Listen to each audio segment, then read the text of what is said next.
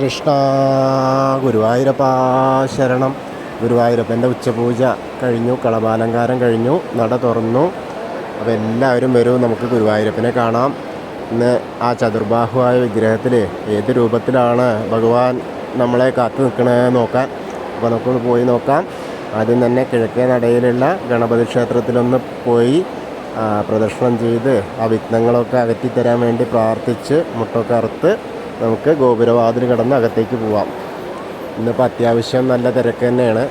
വലിയ ഇതൊന്നും ഇല്ലെങ്കിൽ കൂടി അത്യാവശ്യം നല്ല തിരക്കായിട്ട് തന്നെയാണ്. കൊടിമരം വഴി അല്ല എന്ന് മാത്രം. അപ്പോൾ എന്തായാലും നമുക്കത് കൂടെ തൊഴാനായിട്ട് പോവാം. ആ വാതിൽപ്പടി കയറുമ്പോൾ അകത്തെ ശ്രീലകത്തെ ആ നെയ്വിളക്കിൻ്റെ പ്രഭ നമ്മളിലേക്ക് എത്തുകയാണ്. വളരെ മനോഹരമായിട്ടുള്ള ആ ഒരു കാഴ്ച. നമ്മൾ ഗുരുവായൂരപ്പനെ കണ്ടു എന്ന് നമുക്ക് തോന്നുന്ന ആ ഒരു തരത്തിലേക്ക് ആ പ്രഭ നമ്മളിലേക്ക് എത്തും. അങ്ങനെ വരുമ്പോൾ ഇടതേ സൈഡിലുള്ള ആ മേൽപ്പത്തൂരിൻ്റെ ആ ഇരിപ്പിടം, ആ പീഠം കാണാം. നാരായണീയം എഴുതിയ ആ പീഠം കണ്ട് തൊഴാം. അതുപോലെ വലത്തെ സൈഡിലുള്ള ആദ്യത്തെ തൂണ്, നരസിംഹാവതാരം കാണിച്ചു കൊടുത്ത തൂണൊന്ന് നോക്കി തൊഴാം. അതിനുശേഷം അകത്തേക്ക് ഇങ്ങനെ നോക്കുക. അകത്തേക്ക് ആ ശ്രീലകത്തേക്ക് ഇങ്ങനെ നോക്കുമ്പോൾ വളരെ മനോഹരമായൊരു കാഴ്ചയാണ്. ആ കാൽപാദങ്ങൾ കാണൂ. കാൽപാദങ്ങളിൽ കാൽവളകൾ ഇട്ടിട്ടുണ്ട്, പട്ട് ഞൊറിഞ്ഞുകൊടുത്തിട്ടുണ്ട്, മഞ്ഞപ്പട്ട് ഞൊറിഞ്ഞുകൊടുത്തിട്ടുണ്ട്, അരമണി കിങ്ങിണി ചാർത്തിയിട്ടുണ്ട്. പിന്നെ മുകളിലേക്ക് ഇങ്ങനെ നോക്കി വരുമ്പോൾ ആ കൈവളകൾ കാണുന്നു. വെണ്ണ ആണ് കയ്യിൽ കേട്ടോ, ഇന്ന് വെണ്ണക്കണ്ണനാണ്.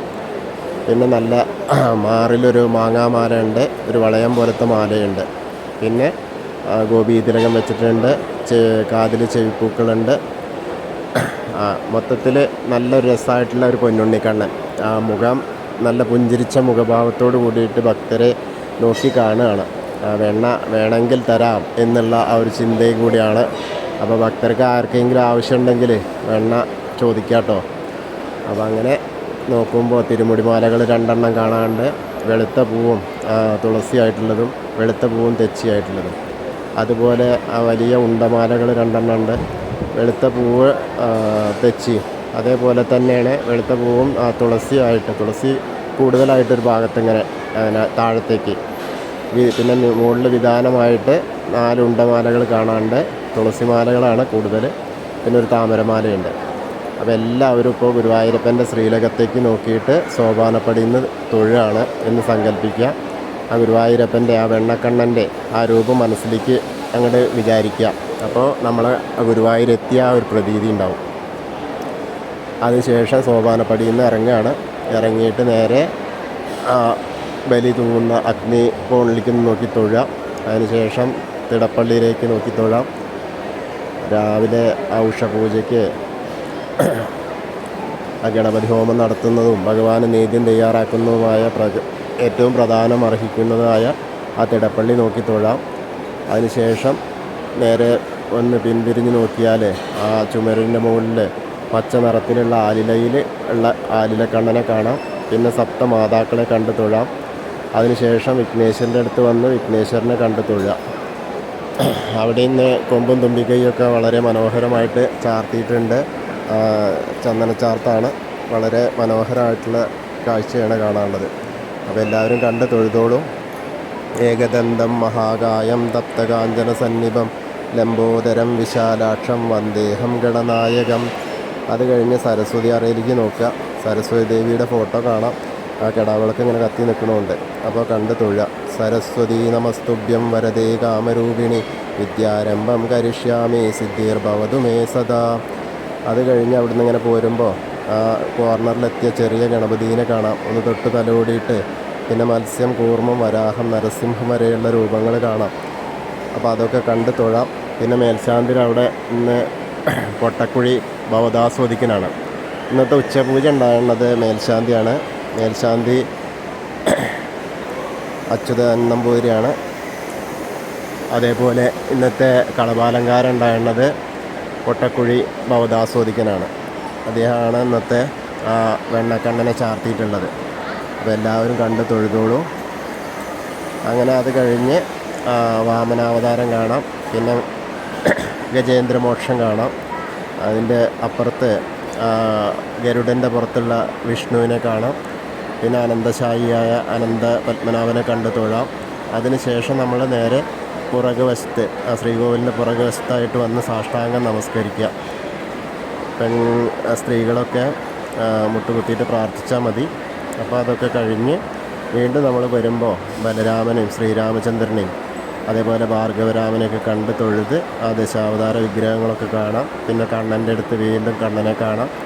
അങ്ങനെ കണ്ട് തൊഴുത് നേരെ വരിക, മുരുകൻ്റെ അടുത്ത് വരാം. മുരുകൻ്റെ അടുത്ത് വന്ന് മുരുകൻ്റെ ഭസ്മാഭിഷേകമൊക്കെ കഴിഞ്ഞിരിക്കുകയാണ്.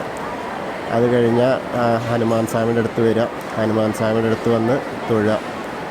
എല്ലാവരും ഹനുമാൻ സ്വാമിയുടെ അടുത്ത് വന്ന് തൊഴുതോളും. ഇന്നിപ്പോൾ കാര്യമായിട്ടുള്ള ഒരു അലങ്കാരവും ഇല്ല അയ്യപ്പസ്വാമി ഹനുമാൻ സ്വാമിയുടെ അടുത്ത്.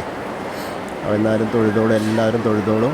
അത് കഴിഞ്ഞാൽ രാധാകൃഷ്ണ വിഗ്രഹം കാണാം. അവിടെ ഒരു തുളസിമാല ചാർത്തിയിട്ടുണ്ട്. അത് കഴിഞ്ഞ് നേരെ ശ്രീകോവിലിൻ്റെ ആ ഓവിൻ്റെ അവിടെ വന്ന് പ്രാർത്ഥിക്കാം.